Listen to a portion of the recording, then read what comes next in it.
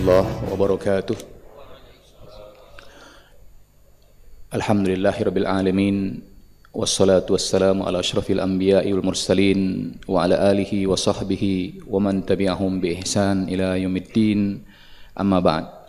Kaum muslimin dan muslimat jamaah salat maghrib yang rahmati Allah, alhamdulillah bersyukur kita kepada Allah tabaraka wa taala. Salawat dan salam kepada Rasulullah sallallahu alaihi wasallam. Jemaah salat maghrib yang rahmati Allah, malam hari ini kita memasuki tanggal 4 Muharram.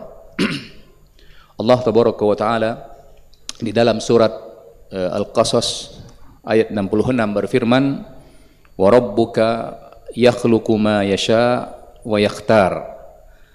Dan Rabbmu, yakni Allah tabaraka wa taala, yakhluqu ma yasha, menciptakan apa saja yang Ia kehendaki, wa yakhtar, dan Allah memilih atau memberikan kelebihan-kelebihan atau keutamaan-keutamaan kepada makhluknya sesuai dengan kehendak Allah tabaraka wa taala.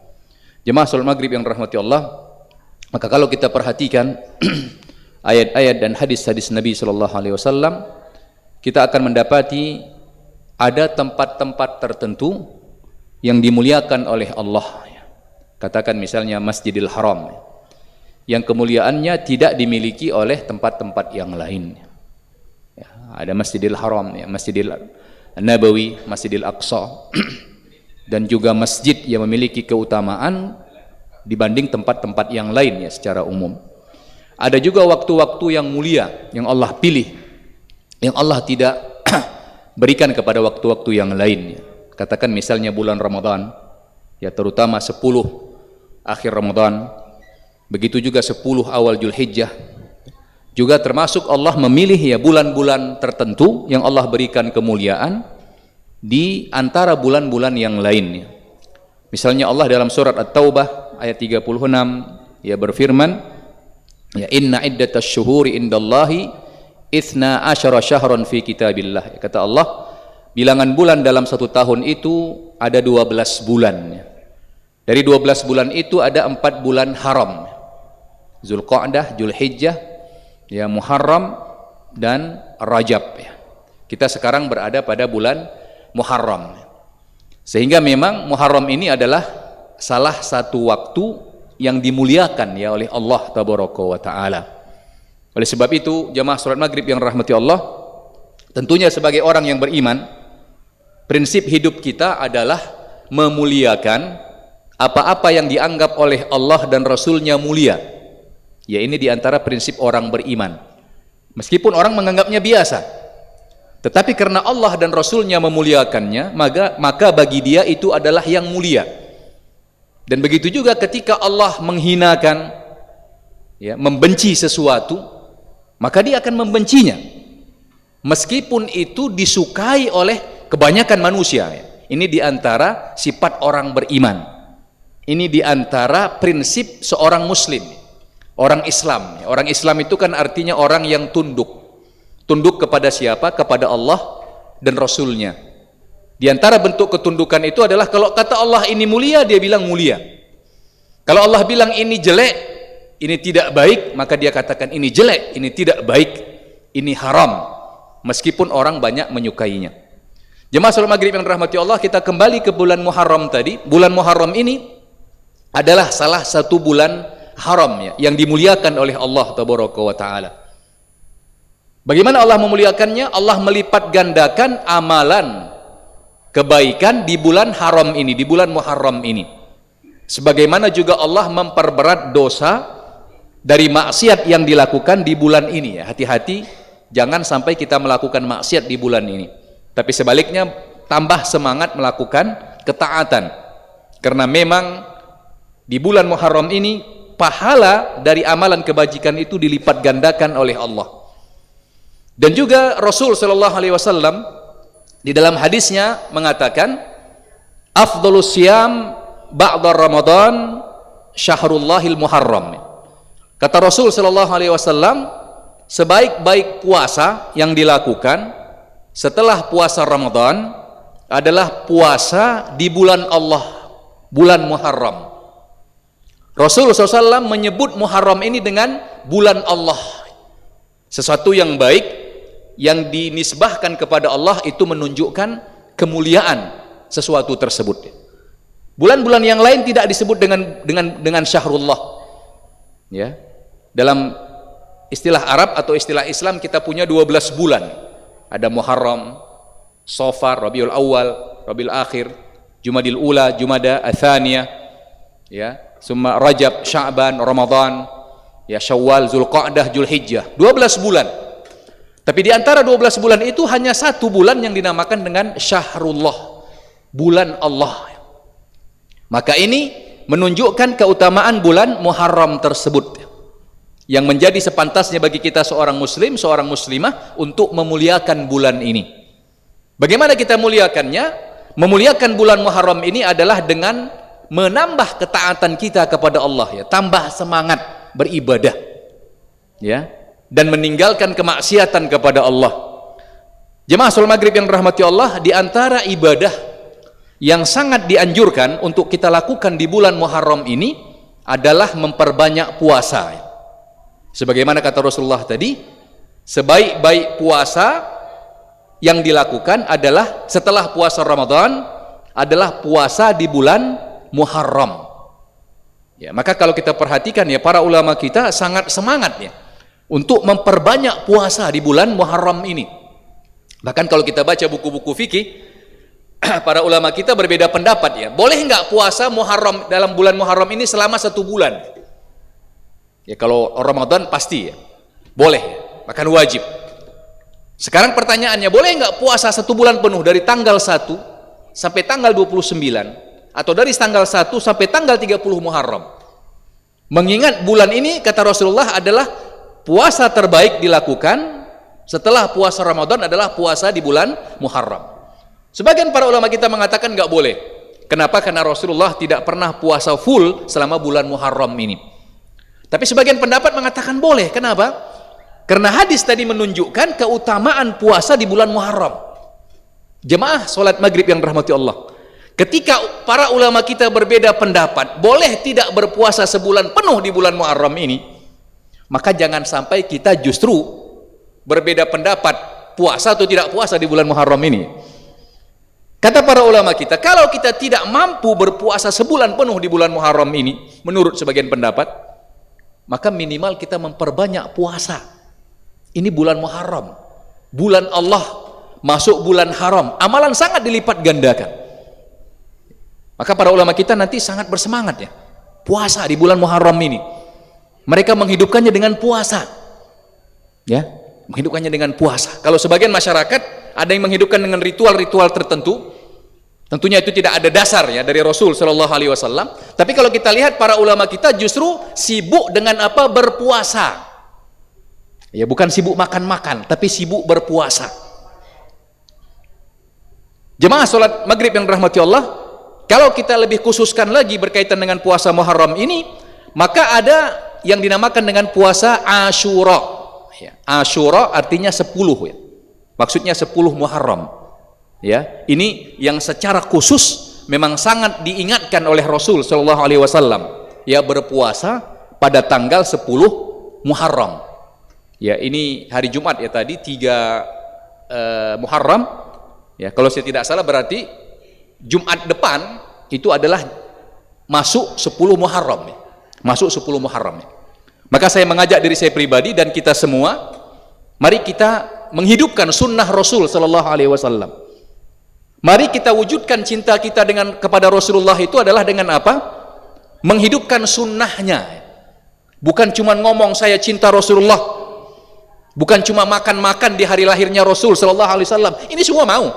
Siapa yang nggak mau makan-makan? Tapi siapa di antara kita yang mau menghidupkan sunnahnya Rasulullah? Salah satu adalah berpuasa di bulan Muharram ini. Kata Rasul Shallallahu Alaihi Wasallam, wa saumu Asyura ahtasibu 'ala Allah an yukaffira sanah al-madiyah. Kata Rasulullah, puasa bulan Muharram 10 Muharram itu pahalanya adalah menghapus dosa setahun yang telah lalu. Masya Allah, dosa kita setahun yang telah lalu, terutama dosa-dosa kecil, itu bisa dihapus dengan kita berpuasa di tanggal 10 Muharram, hari Jumat depan insya Allah. Ya, meskipun nanti kalau berkaitan dengan hak-hak manusia tidak cukup puasa Muharram. Katakan yang punya utang, ya harus dia bayar, nggak cukup puasa Muharram, dia bilang udah selesai hutang saya, enggak. Kata para ulama kita di sini menghapus dosa-dosa kecil. Tapi ini menunjukkan betapa besarnya pahala berpuasa di tanggal 10 Muharram tersebut. Salah seorang ulama kita bernama Muhammad bin Syihab Az-Zuhri. Ya, ini salah seorang ulama hadis ya. Ini para orang-orang yang mengkaji ilmu hadis akan sangat akrab dengan nama Muhammad bin Syihab Az-Zuhri. Ya. Beliau ini meskipun nanti di dalam kondisi safar, dalam kondisi perjalanan jauh, tetap berpuasa. Sehingga para sahabatnya mengatakan, wahai Muhammad bin Syihab Az-Zuhri, kamu ini kalau lagi melakukan perjalanan di bulan Ramadan, kamu tidak puasa, berbuka, tapi diganti sama hari lain. Tapi kalau di bulan di tanggal 10 Muharram, dan kebetulan kamu sedang melakukan safar, kok kamu tidak berbuka? Kata Muhammad bin Syihab Az-Zuhri, wahai para sahabatku, kalau puasa Ramadan itu ketika kita sedang safar, kita boleh berbuka, tapi kita bisa ganti pada waktu yang lain. Tetapi 10 Muharram, meskipun hukumnya sunnah, kita tidak bisa ganti pada waktu yang lain, nggak bisa diganti pada waktu yang lain. Maka Muhammad bin Syihab Az-Zuhri, meskipun dalam kondisi dia safar, dalam kondisi perjalanan jauh, tetap melakukan puasa di tanggal 10 Muharram, karena mengingat besarnya pahala yang disediakan. Juga kalau kita baca sejarah, ternyata para sahabat Nabi yang mulia, mereka bukan mereka saja yang berpuasa di 10 Muharram itu, tapi ternyata juga mengingatkan anak-anaknya, mengingatkan budaknya, pembantunya, ayo sahur, kita puasa tanggal 10 Muharram. Artinya apa? Ini amalan yang sangat digemari oleh Rasul Shallallahu Alaihi Wasallam, dihidupkan oleh para sahabat Nabi yang mulia, dan dihidupkan juga oleh para ulama kita. Maka jangan sampai kita sebagai umat Muhammad, meskipun hukumnya sunnah, absen dalam melakukan ya puasa 10 Muharram ini. Jemaah salat maghrib yang dirahmati Allah, berkaitan dengan puasa 10 Muharram ini, para ulama kita menyebutkan Rasulullah memiliki 4 fase dalam menghadapi puasa 10 Muharram ini. Yang pertama ketika di Makkah. Jadi puasa 10 Muharram ini sudah dilakukan Rasul Shallallahu Alaihi Wasallam semenjak beliau berada di Makkah. Karena memang juga 10 Muharram ini dimuliakan oleh orang-orang kafir Quraisy. Orang-orang kafir Quraisy juga memuliakan 10 Muharram ini, ya. Dan mereka juga berpuasa. Setelah itu fase kedua, Rasulullah setelah datang ke Madinah, Rasulullah tetap puasa, ya, tetap puasa 10 Muharram. Dan ketika sampai di Madinah, sebagian riwayat menyebutkan Rasulullah mewajibkan puasa 10 Muharram. Jadi beberapa ulama kita menyebutkan puasa 10 Muharram ini pernah diwajibkan oleh Rasul Shallallahu Alaihi Wasallam. Nanti di tahun kedua Hijriah turunlah kewajiban puasa Ramadan.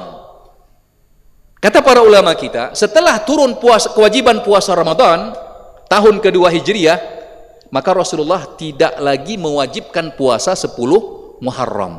Yang wajib itu adalah puasa Ramadan. Ya, puasa Muharram hukumnya menjadi sunnah.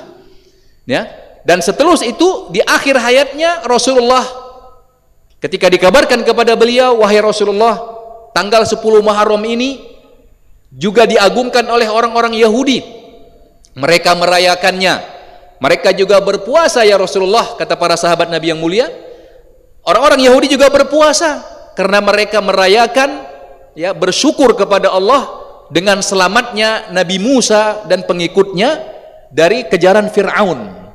Maka kata Rasulullah di akhir hayatnya, kalau seandainya aku masih hidup di tahun depan, maka aku juga ingin berpuasa tanggal 9. Maksudnya berpuasa tanggal 9 dan tanggal 10. Ya, maka nanti di akhir hidup Rasul Shallallahu Alaihi Wasallam, Rasulullah mengajak sahabatnya selain berpuasa tanggal 10 juga puasa tanggal 9. Jemaah salat maghrib yang dirahmati Allah, Kalau kita membaca buku-buku fikih ya, nanti kita akan dapati pendapat-pendapat para ulama kita.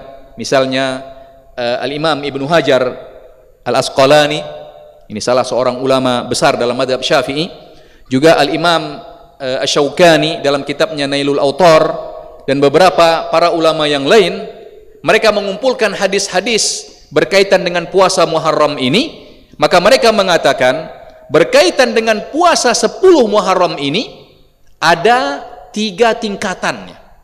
Yang pertama adalah kita dianjurkan berpuasa dimulai tanggal 9, 10 dan 11 Muharram. Ya, ini dilakukan oleh Ibnu Abbas. Ibnu Abbas adalah salah seorang sahabat Nabi yang mulia. Jadi Ibnu Abbas berpuasa tanggal 9, 10 dan 11. Bagi kita yang memiliki keluangan waktu sangat baik. Ya. Kenapa? Karena memang di bulan Muharram ini kita sangat dianjurkan memperbanyak puasa. Kalau tidak bisa puasa sampai 20 hari, 10 hari, maka minimal puasa 3 hari. 9 berarti insya Allah hari Kamis depan, 10-nya hari Jumat, ya, 11-nya hari Sabtu. Ya, ini tingkatan yang pertama. Kalau tidak bisa, masuk tingkatan yang kedua, puasa tanggal 9 dan tanggal 10. Atau puasa tanggal 10 dan tanggal 11. Kenapa? Karena Rasulullah mengatakan, Rasulullah ingin menyelisihi orang Yahudi. Ternyata dulu orang Yahudi itu 10 Muharram mereka juga puasa. Kata Rasulullah, aku ingin menyelisihi orang Yahudi, maka puasalah kalian 9 dan 10, atau 10 dan 11, 2 hari. 9, 10 atau 10, 11 Muharram. Kalaupun juga tidak bisa, maka minimal puasa tanggal 10 Muharram, ya 1 hari. Ya masa 1 hari aja kita nggak bisa. Ya, mana bukti cinta kita sama Rasul Sallallahu Alaihi Wasallam? Rasulullah banyak berpuasa. Ya kita Muharram ini, kalaupun tidak bisa banyak, ya minimal 1 hari lah. Ya minimal 1 hari, supaya sahlah bukti cinta kita sama Rasul Sallallahu Alaihi Wasallam.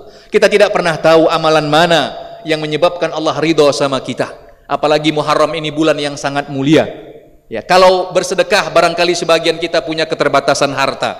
Kalau ya baca Quran dia bilang, waduh saya banyak pekerjaan dan segala macam. Tapi insya Allah puasa dia bisa beramal sambil bekerja. Ya 1 hari. Ya Jumat depan tanggal 10 saya mengajak diri saya pribadi dan kita semua, dan kita ajak keluarga kita, anak kita, istri kita, masyarakat kita, hidupkan sunnah Rasul Sallallahu Alaihi Wasallam, berpuasa di tanggal 10 Muharram. Kalau bisa 9, 10, 11 sangat baik. Kalau tidak bisa 9, 10 atau 10, 11 Muharram.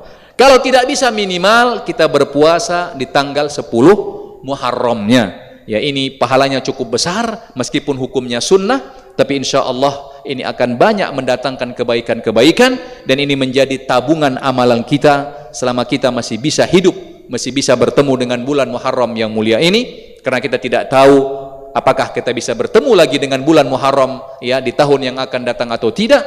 Maka manfaatkanlah waktu selama dia masih ada, jangan kita lalai.